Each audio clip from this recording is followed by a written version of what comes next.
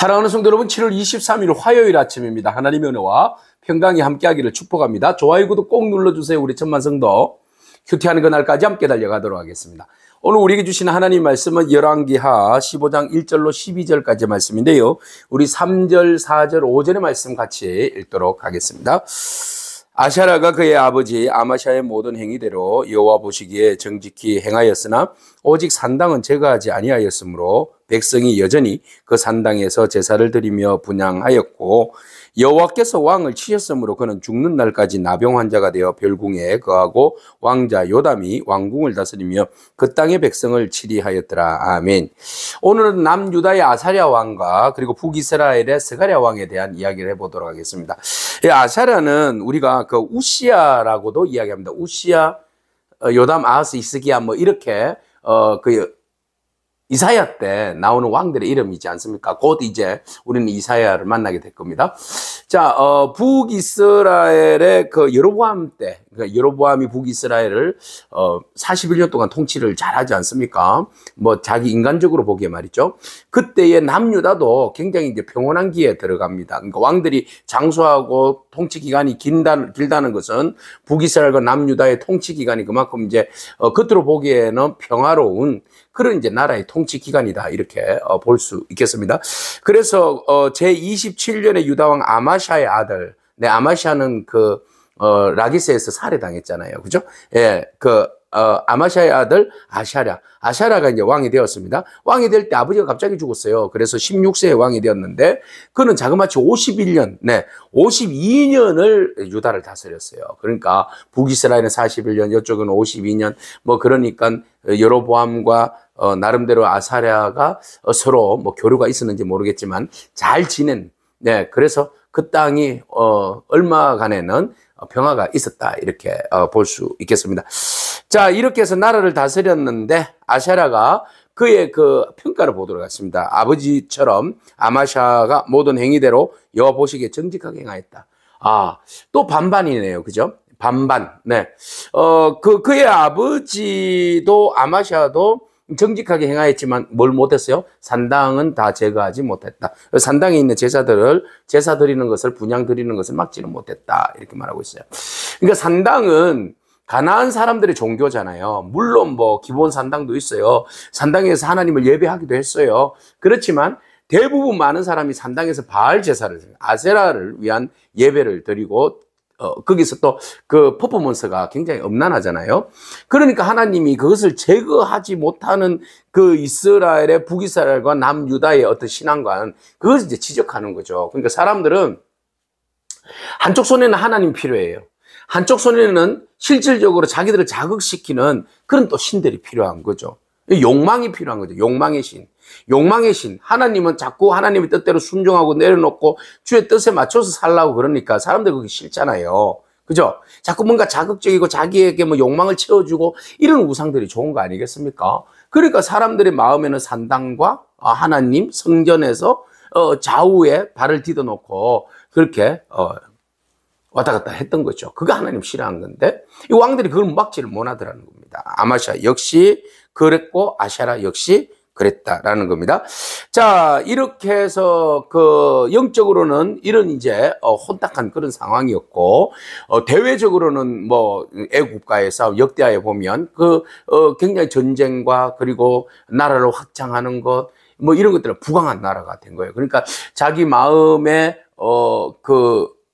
굉장히 자고한, 그죠? 그런 이제 교만한 마음이 싹트기 시작한 거죠. 그러니까 모든 것들이 하나님의 은혜로 된 것을 본인은 무엇으로 생각하는가 하면, 나의 능력으로 생각한 거죠. 하나님의 능력이지 나의 능력 아닙니다. 우리가 어떤 일들을 감당할 때에 가장 바른 신앙과는 무엇입니까? 이 모든 것도 하나님이 하셨습니다. 이 마음이 중요한 거죠. 이 모든 것들은 하나님께서 하셨습니다. 하나님께서 인도해 주셨습니다. 주님의 은혜입니다라고 고백하는 믿음이 중요합니다. 그런데 많은 사람들이 이거 다 내 능력입니다 라고 이야기하면서 모든 영광과 존귀와 찬송은 내가 받으려고 하는 그런 마음이 있는 거죠. 그래서 아사라 여전히 그가 주변에 있는 모든 상황들을 보니까 내가 다 잘해서 그런 것 같아요. 그리고 그 한 가지 영적인 부분에 대해서 재물도, 재력도, 뭐, 명예도 다 누렸는데 가만히 보니까 영적 부분, 제사 지내는 영적인 부분에 대해서 보니까, 제사장이 뭔가 막 거룩한 옷을 입고 분향단에서 분향을 하나님 앞에 올려드리고 하는 모습 보니까, 와, 멋지잖아요. 이거 나도 하고 싶다는 거죠. 나도 하고 싶다는 거죠.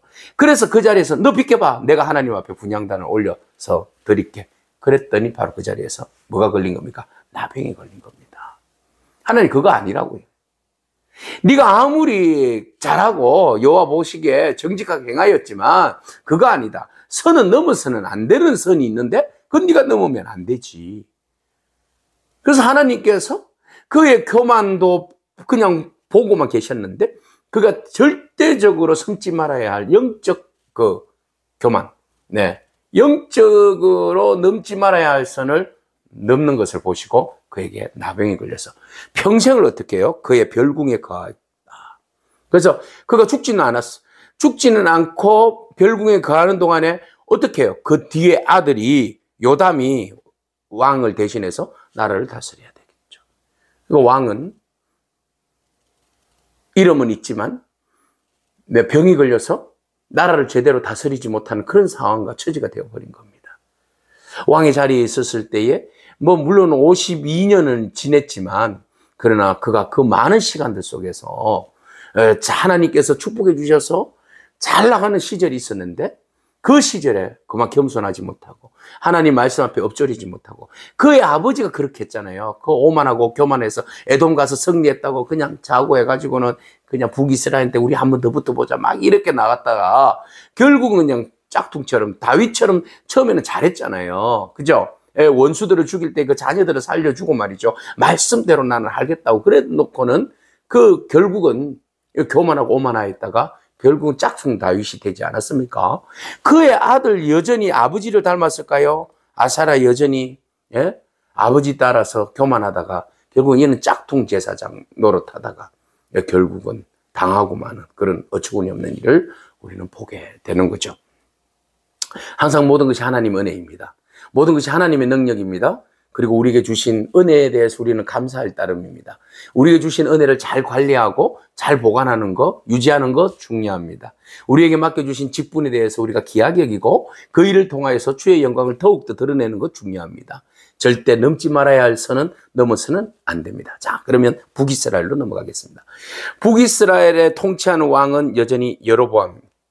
여로보암이 제38년에 아사랴 38년, 제38년에 북이스라엘의 여로보암의 아들 스가랴가 사마리아에서 왕이 되어서 많이 다스렸어요. 6개월. 충격적이죠.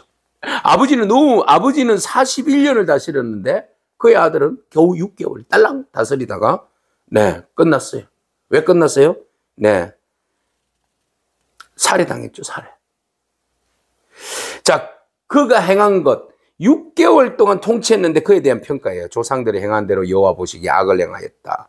이스라엘로 범죄하게 한 느바세 아들 여로보암의 길에서 떠나지 아니했다.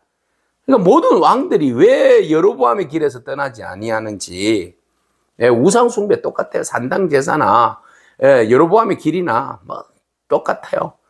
이중적인 신앙 플레이예요. 하나님을 인정하면서도 여전히 산당 제사와 우상을 하나님이라고 이야기하면서 그곳에다가 사람들의 마음을 빼앗아 버리는 자기의 마음대로 하나님을 종교를 잣대질하는 그런 이제 모습도 보는 거죠. 자, 결국은 그 악으로 인하여서 악을 떠나지 아니하였다. 야베스의 아들 살룸이 그를 반역해서 백성들 앞에서 죽여버렸다. 그래서 스가랴는 또 살룸에 의해서 반역을 당하여 6개월 통치하다가 죽음을 당하였어요. 그래서 결론적으로는 이렇게 말하고 있어요. 12절에 여호와께서 예후에게 말씀하여 이르시기를 내 자손이 이 4대 동안 이스라엘 왕위에 있으리라 하신 그 말씀대로 과연 그렇게 되었다. 그래서 결론을 짓고 있어요. 그러니까 예후에게 하나님께서 아합의 집을 정리한 대가로 왕으로 세웠잖아요. 그래서 너의 자손들이 왕이 되었는데 그가 또 여전히 교만하고 오만하고 그 여로보암의 길을 떠나지 아니하니까, 그래서 하나님께서 다윗의 길을 가야 되는데 여로보암의 길을 가니까 그 공로는 인정하여서 4대까지만, 그래서 한 100년 정도 통치하는 것으로 마무리를 짓게 되었죠. 하나님의 언약은 성취되어진다. 그죠? 그래서 이 모든 것들을 종합해서 보면 역사의 주관자는 하나님이시다. 우리 인간이 아무리 잘났고 내가 나름대로 정치를 잘하고 공헌을 하고 열정을 가지고 열심히 달려가 보지만 우리는 그 모든 것들의 운동장 안에서 뛰어노는 것 같다. 하나님이 만들어 놓으신 운동장. 근데 그 모든 것들은 견인은, 역사의 견인은 누가 하신다? 하나님께서 하신다. 내가 아무리 잘났다 할지라도 우리가 역사를 바꿀 수는 없어요. 누가 역사를 바꾸십니까? 하나님께서 바꾸십니다. 하나님의 섭리 안에 우리는 있습니다. 그러므로 우리가 하나님 앞에서 절대적으로 교만하지 말고 선 넘을 생각하지 말고 겸손하여. 예, 그냥 기계적으로 따라가는 건 아니잖아요. 그죠? 우리에게 맡겨주신 사명에 대하여서. 우리는 미래와 우리의 삶을 모르잖아요. 하나님은 다 아시지만. 그렇지만 우리에게 주어진 일들에 대해서 하나님을 인정하고 그리고 하나님의 뜻 안에서 교만하지 아니하고 순종함으로 나아가면 그것이 바로 하나님 보시기에 정직한 왕이요. 다윗의 길이요. 하나님이 축복하시는 그런 참된 왕의 길이라는 것이죠. 오늘 우리가 특별히 다윗 왕국을 사랑하셔서 은혜를 베풀어 주시고 그 언약을 신실하게 이끌어 가시는 그 하나님의 모습도 우리가 보게 되는데요. 다시 우리가 중요하게 마무리를 지어 본다면 우리가 내가 얼마나 하나님 앞에서, 말씀 앞에서 정직하고 순종하는가에 대한 마음과 생각이 주의 말씀 앞에 집중하기를 축복합니다. 아멘. 기도하겠습니다. 하나님 아버지 감사합니다. 교만한 지도자에게 임한 징계를 바라봅니다. 하나님 언제나 우리가 주님 앞에서 겸손하기를 원합니다.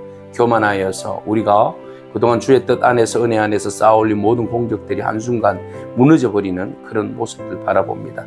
하나님 주신 은혜를 초심을 잃지 않고 최선을 다하여서 겸손하게 주의 일들을 감당하게 하시고 하나님 주님께서 우리에게 맡겨주신 일들에 대하여서 교만하여서 오만하여서 선을 넘지 말아야 할 부분들을 넘는 어리석음의 범죄를 저지르지 아니하도록 항상 겸손히 우리 자신을 져서 말씀 앞에 복종하는 저희들 되어질 수 있도록 주님 인도하여 주시옵소서. 하나님께서 선한 가운데로 역사를 주관하시고 우리를 선한 대로 인도하심을 우리가 늘 언제나 믿고 신뢰하며 주의 뜻을 헤아려 복종하며 나아가는 저희 인생 되게 하여 주옵소서. 예수님에게 하신 이름으로 기도합니다. 아멘. 오늘도 믿음으로 승리하길 축복합니다. 아멘.